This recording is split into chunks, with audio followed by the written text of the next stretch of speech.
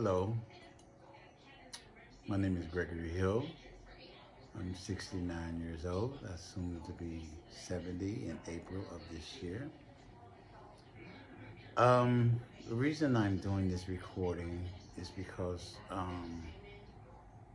I want to help someone that is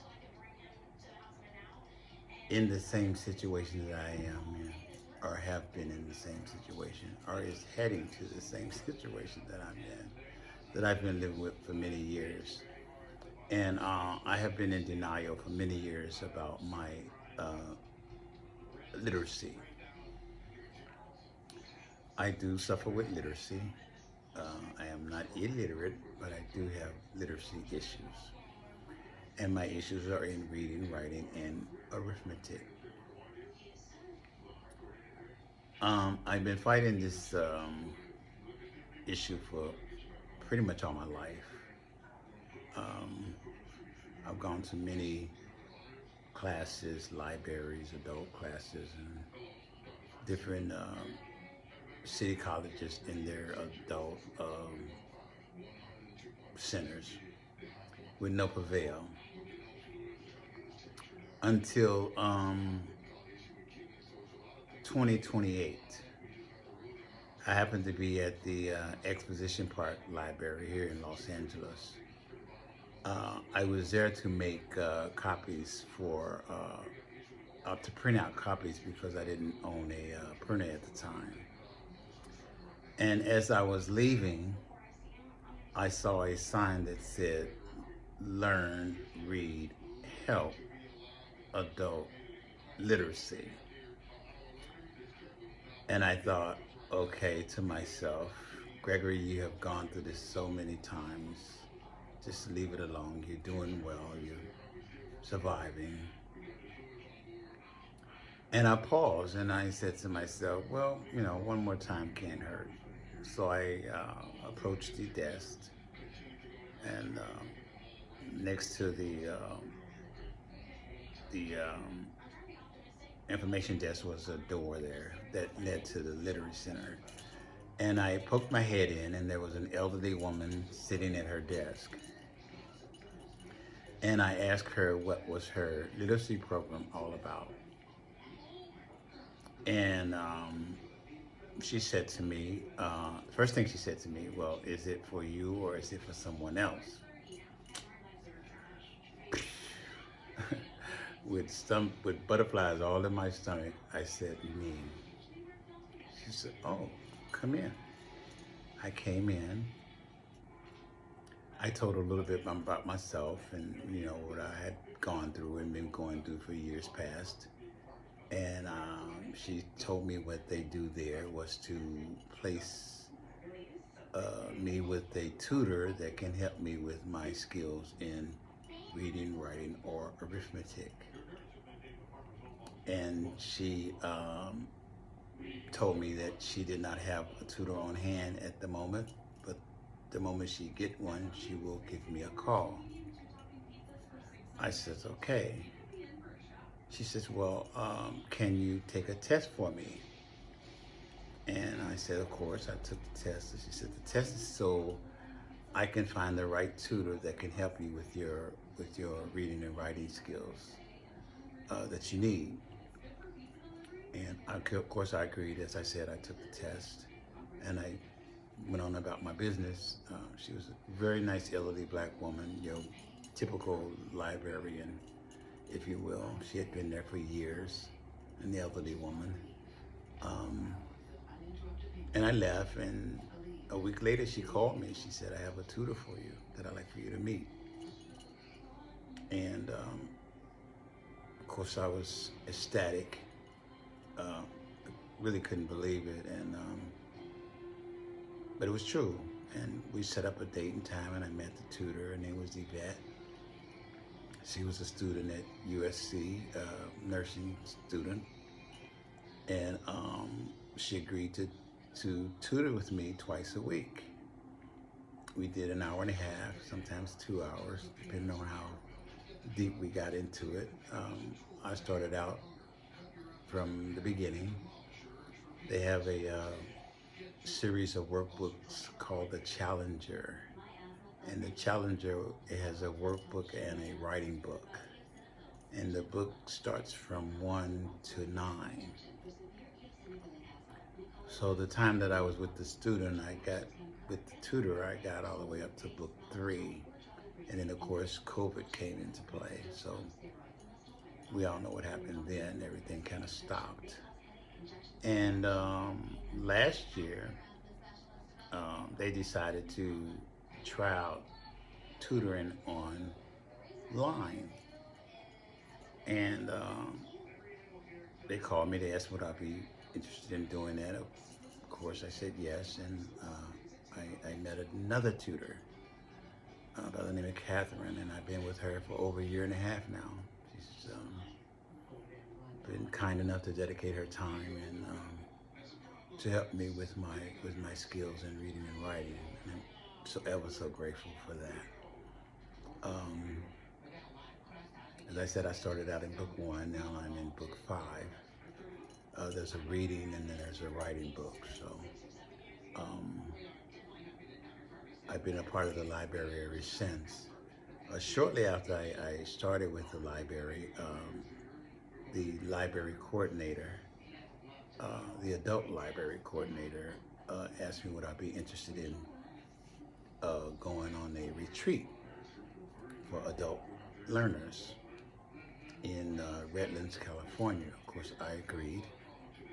It was a 3-day retreat, and we were taught different skills and different methods and different ways to learn to read and write. And there were facilitators, several of them each day. And we did that all day, and we would have lunch, and then we would have dinner, and then we would go to our rooms and wait for the next day to continue our retreat. In the retreat, we were asked to write something about myself and why was it important, why did I feel that it was important that I needed to be there, and da, da, da, da. And I did so, and excuse me, that was the first time I ever written anything really in my life of substance. And and it became my term, and I read my piece, and it turned out to be one of the best pieces that they had at the program. I was extremely proud of myself as the facilitators and the sponsors of the literacy program in Redlands.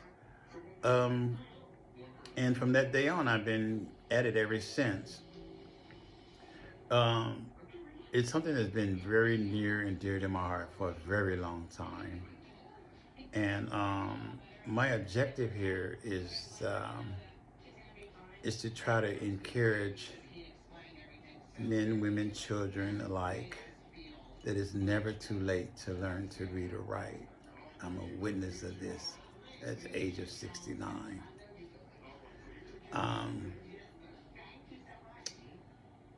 The thing that I had to do to stay on the right track or stay with it was to make a commitment to it.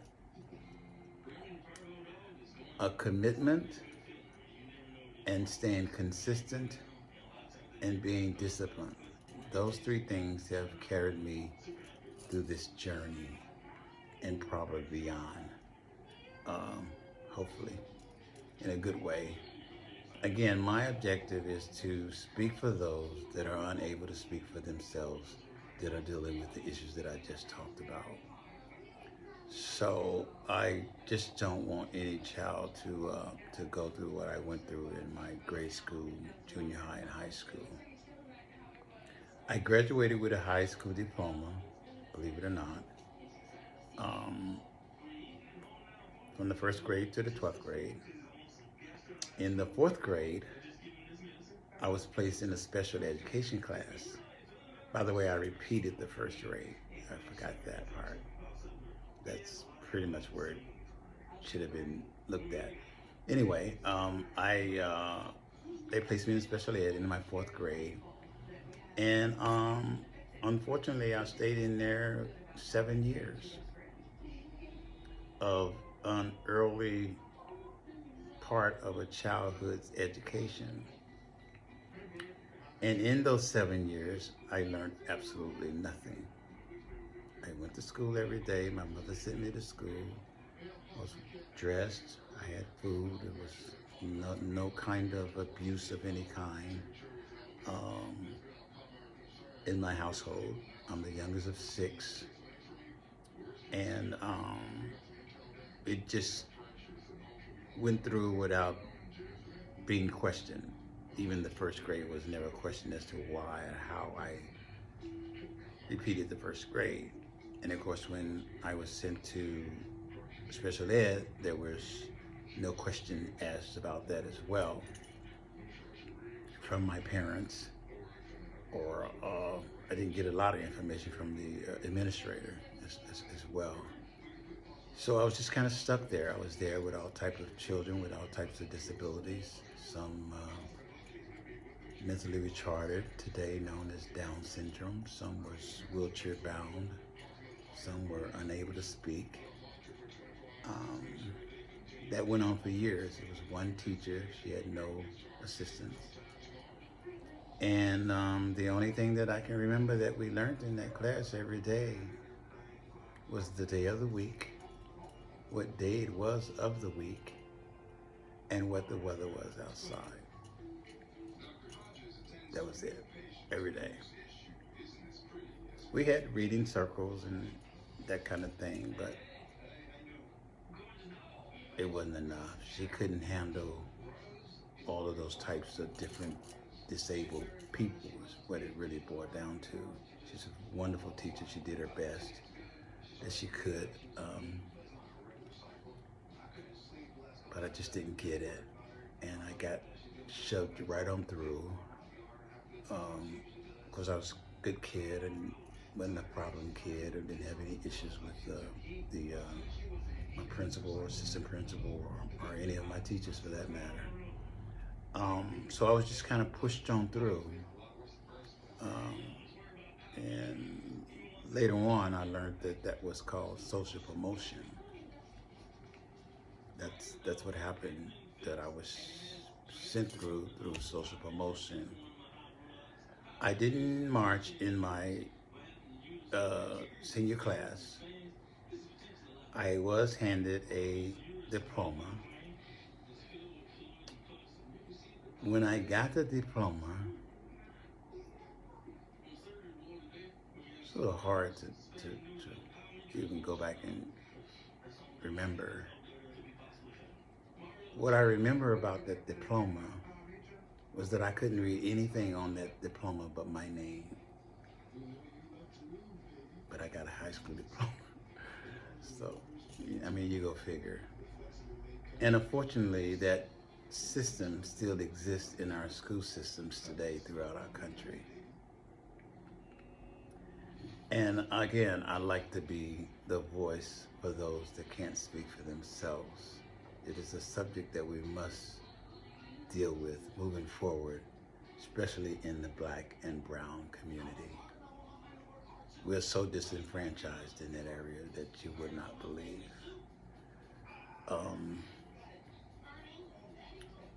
Unfortunately, I was able to kind of teach myself as I went. You know, I faked it till I made it, if you will, but I didn't make it. So I'm proud to say that I'm a part of the Mary McLeod Bethune Library at Exposition Park in Los Angeles, California, at the corner of Weston and 39th Street. Very disfranchised neighborhood.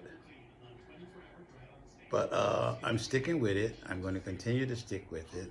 And I'm going to continue to fight for those, again, as I said, that are unable to fight for themselves by any means necessary. I'm asking to be used in any way I can in that area to help. I want to make a difference. I want to fix a system that is broken and has been broken for years. And I just decided I couldn't do it anymore. So a lot of people didn't know this about me and my life. And once I decided to not care about what one thought about me and my life in this particular area, um, rest is history. I don't care what one thinks. It doesn't matter what one thinks. What one thinks doesn't define who I am, where I'm going, and how I'm going to get there. So once I got past that hurdle, the rest is easy. So here I am. Thank you for your time and your patience for listening. A little long-winded probably, but there's so much more to say. Thank you.